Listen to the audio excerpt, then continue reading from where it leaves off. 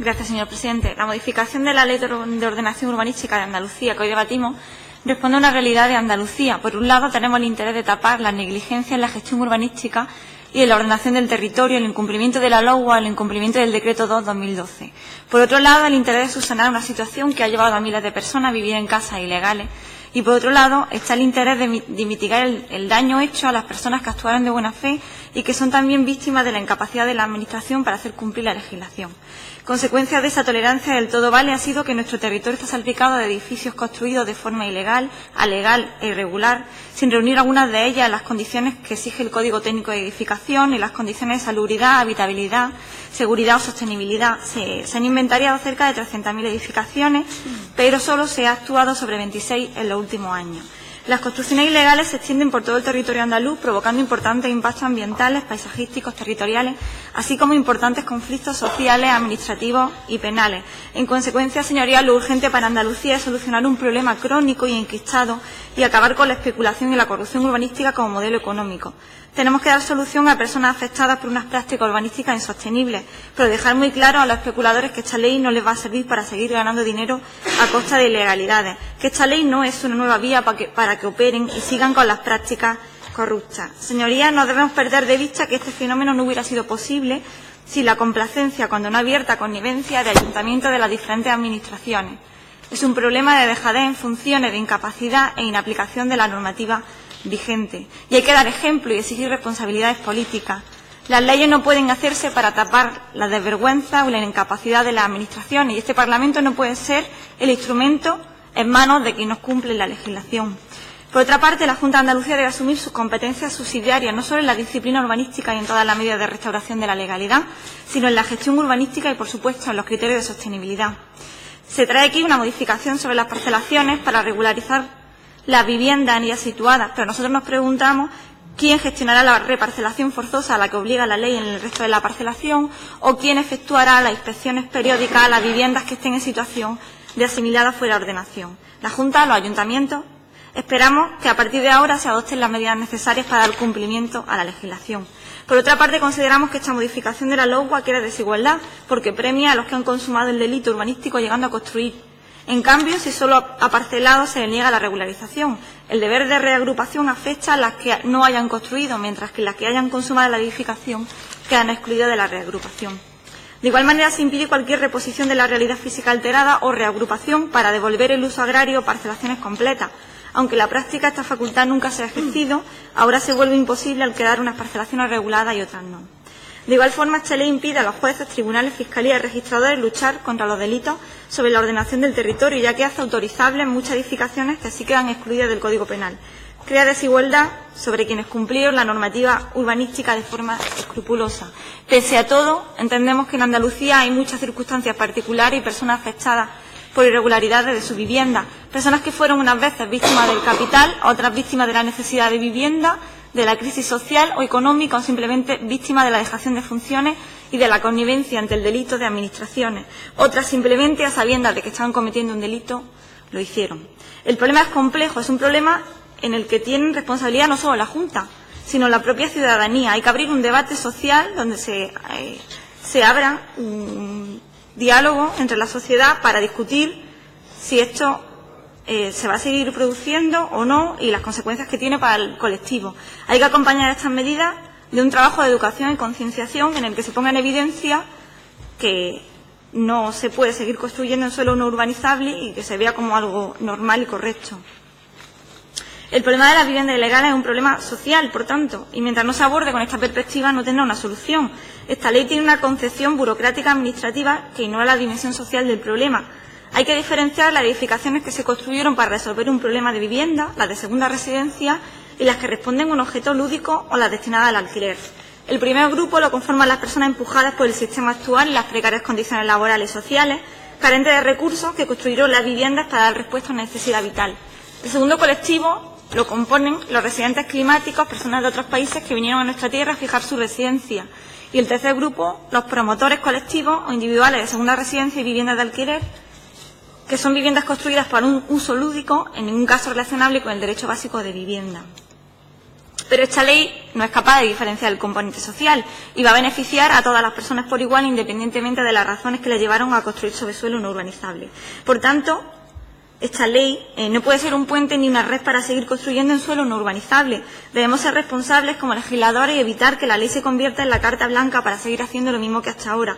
Debemos evitar que la ley fomente la especulación urbanística y la proliferación de edificaciones, como ya apuntaba la LOGO en su artículo 3.1.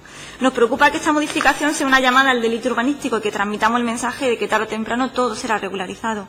Por tanto, presentamos la disposición transitoria tercera, en la que la intención es que solamente esta ley sea aplicable a aquella edificación aislada de uso residencial construida en parcela urbanística en suelo no urbanizable, para que a la entrada en vigor de la misma hayan transcurrido la limitación temporal del artículo 185.1. Debemos transmitir el mensaje de sostenibilidad y de lucha contra la corrupción, de lucha contra las irregularidades, pero también de sensibilidad con los problemas de la gente, porque estos problemas tienen cara, tienen rostro y acumulan sufrimiento por carecer alguno de servicios básicos como agua o luz. El agua es un derecho humano que ya nadie cuestiona. En estos meses hemos tenido la oportunidad de hablar con personas que sin más recursos tuvieron que construir una vivienda en suelo no urbanizable. Algunas personas llevan años viviendo en condiciones infrahumanas, sin luz, sin agua, esperando que los ayuntamientos, que la propia Junta aplique la normativa vigente y les proporcione los suministros básicos para permitirle una vida digna. Sin embargo, las soluciones no llegan y por eso consideramos que hay que aplicar una enmienda transaccional que ya presentó el Grupo Ciudadano en su día y que nosotros transaccionamos en la ponencia de la ley para que las personas tengan un suministro provisional de agua y luz, siempre y cuando sea viable técnica y económicamente y tengan las condiciones adecuadas de seguridad, habitabilidad, salubridad y sostenibilidad, y preferentemente el suministro se haga por método de carácter autónomo y sostenible. Esta enmienda ha sido reformada por el Grupo Ciudadano y después nos pronunciaremos sobre ella. Por otro lado, no se puede hacer una ley que afecta a algo tan sensible como el derecho a la vivienda y no contemplar las necesidades de las personas que se encuentran en riesgo de exclusión social o pobreza. Por eso proponemos que se contemple en la ley una disposición adicional destinada a aquellas personas que no tengan otra alternativa habitacional, que sea su única vivienda, para que la Administración autonómica les pueda ofrecer una alternativa habitacional y estas personas tengan una vivienda donde quedarse.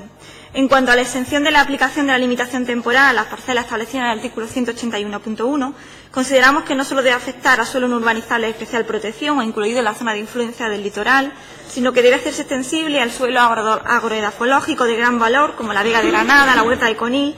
Hay que dotar también de especial protección al suelo agrario de alto valor.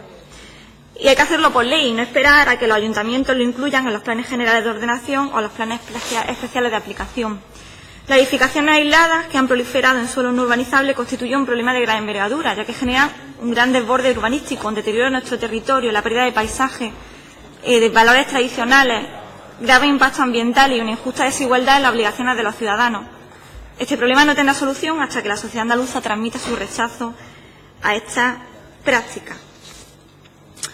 En relación al restablecimiento del orden jurídico perturbado, consideramos que es necesario ser mucho más ambicioso de lo que recoge la propia LOE y el Decreto de 2012, en el que en ningún caso habla de forma muy contundente de la aplicación de medidas correctivas o compensatorias sobre la restitución de la realidad física alterada del medio ambiente, el paisaje, el patrimonio natural, monumental o cultural. Es importante señalar que gran parte de las agresiones que sufre el medio ambiente las provocan las mismas administraciones públicas, tanto en su accionar como en su omitir, controlar y vigilar las actividades sometidas. Por ello, todo sistema de responsabilidad civil ambiental debe contemplar, conjuntamente con los particulares, la responsabilidad solidaria de las administraciones públicas. La responsabilidad de la Administración, por tanto, no podemos olvidarla, que puede ser por activa o por pasiva en cuanto al daño ambiental. Por todo ello, proponemos la toma en consideración de esta comisión de las enmiendas que presentamos, la número 31 y la número 32, que van enfocadas a paliar o implementar las medidas preventivas y correctivas que resulten necesarias para garantizar la sostenibilidad, seguridad y protección ambiental del entorno, incluidas las que resulten necesarias para evitar el impacto negativo de las construcciones sobre el paisaje, así como a implementar las medidas compensatorias de los daños y responsabilidades ambientales provocados siguiendo el principio de solidaridad. Sabemos que la realidad de Andalucía es muy compleja y que los problemas tienen diferentes enfoques y soluciones. Por eso, sabemos que la solución a los problemas urbanísticos no vendrán de la mano solamente de esta ley, sino de la aplicación de las que ya tenemos en vigor, como la aplicación rigurosa de la LOGUA, de demoler aquellas construcciones que están causando grave impacto al paisaje, al medio ambiente, que tengan fines especulativos, lucrativos y que dañen los valores productivos de nuestro territorio, de legalizar aquellas construcciones que de verdad estén vinculadas a la explotación agraria o que sean viviendas de primera necesidad y que cumplan las condiciones de la ley que hoy trabajamos, o de evitar que la indisciplina urbanística sea un hecho generalizado. De igual forma, defenderemos que con un proyecto de ley no puede taparse la dejadez de las administraciones, ni autonómica ni local, para aplicar la normativa vigente. Esperamos que la situación a la que se ha llegado en Andalucía nos sirva para reflexionar sobre los errores graves cometidos y para aplicar soluciones definitivas. El Parlamento no debe prestarse a realizar sucesivas modificaciones legislativas para solucionar los problemas creados por la inacción de los ayuntamientos o por la propia Junta de Andalucía. Creemos firmemente que el urbanismo, como conjunto de conocimientos y prácticas que participan en la producción de las civilizaciones, debe tener como prioridad estar al servicio del interés general y del bien social, y no al servicio del interés particular o del interés del capital. Y para terminar, aceptamos la enmienda técnica que se ha propuesto en esta mañana. Gracias. Señora Barranco, el turno de Grupo Parlamentario Popular. Tiene la palabra la señora Navarro.